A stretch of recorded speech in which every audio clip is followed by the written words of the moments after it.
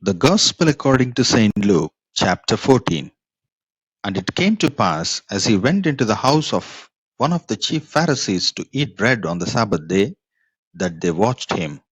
And behold, there was a certain man before him, which had the dropsy.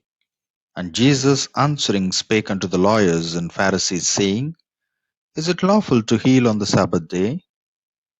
And they held their peace. And he took him, and healed him, and let him go.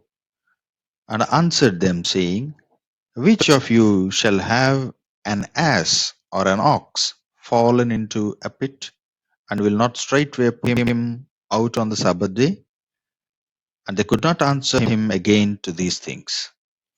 And he put forth a parable to those which were bidden, when he marked how they chose out the chief rooms, saying unto them, When thou art bidden of any man to a wedding, sit not down, lest a more honorable man than thou be bidden of him, and he take thee, and him come and say to thee, Give this man place, and thou begin with shame to take the lowest room. But when thou art bidden, go and sit down in the lowest room, that when he that bade thee cometh, he may say unto thee, Friend, go up higher. Then shalt thou have worship in the presence of them that sit at meat with thee. For whosoever exalteth himself shall be abased, and he that humbled himself shall be exalted.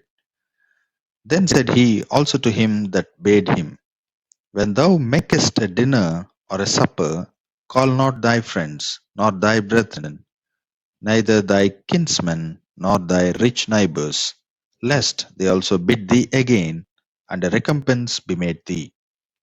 But when thou makest the maimed, the lame, the blind, and thou shalt be blessed, for they cannot recompense thee, for thou shalt be recompensed at the resurrection of the just. And when one of them that sat with him heard these things, he said unto him, Blessed is he that shall eat bread in the kingdom of God. Then said he unto him, A certain man made a great supper, and bade many, and sent his servant at supper time to say to them that were bidden, Come, for all things are now ready. And they all with one consent began to make excuse. The first said unto him, I have bought a piece of ground, and I must needs go and see it. I pray thee, have me excused. And another said, I have bought 5 yoke of oxen, and I go to prove them. I pray thee, have me excused. And another said, I have married a wife, and therefore I cannot come. So the servant came and shewed his lord these things. Then the master of the house, being angry, said to his servant, Go out quickly into the streets and lanes of the city, and bring in hither the poor, and the maimed, and the halt, and the blind. And the servant said, Lord, it is done as thou hast commanded, and yet there is room. And the Lord said unto the servant, Go out into the highways and hedges, and compel them to come in, that my house may be filled. For I say unto you, that none of those men which were bidden shall taste of my supper. And there went great multitudes with him, and he turned and said unto them, Come to me, and hate not his father and mother and wife and children and brethren and sisters, yea, and his own life also, he cannot be my disciple. And whosoever doth not bear his cross and come after me, cannot be my disciple. For which of you, intending to build a tower, sitteth not down first, and counteth the cost, whether he have sufficient to finish it?